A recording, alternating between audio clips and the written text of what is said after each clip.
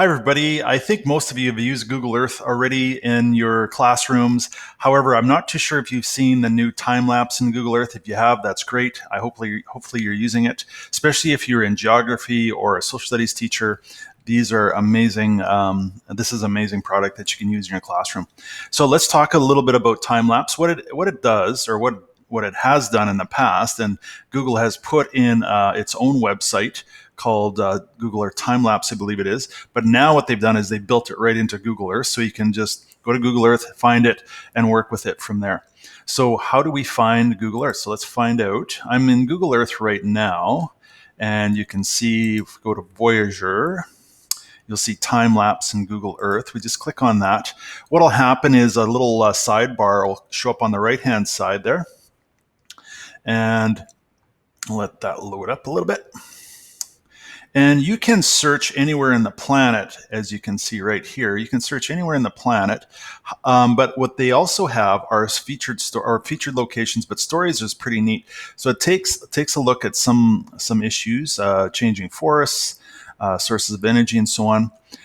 If we click on changing forests, for example, it takes you on a little story, or it shows you stories of changing forests. I'm just going to move myself out of the way here so you can see this a little bit better. So here we are in Bolivia. And of course, what will happen is it's got this time-lapse line right here, timeline. And we're just going to let it load up a bit. Our school division has fairly good Wi-Fi, so it should load fairly quickly. But you can see there's a bit of a lag. There's lots of information being put in. And of course, you can zoom in and out on this. You can go 3D or 2D if you want, and zoom in and out. And then it'll take you through different parts of the world where there's forestation issues or deforestation issues. So here, that was Bolivia. This is still in Bolivia. And then they got cattle ranching here. And if we just keep going through the stories, you'll see there's different areas of the world that they go. This one's in Indonesia.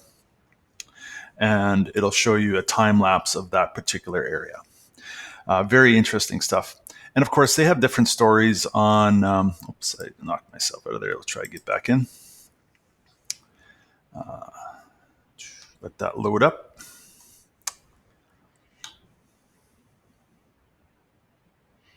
And you can see it does take a bit of time to load because there's a lot of imagery being placed in there.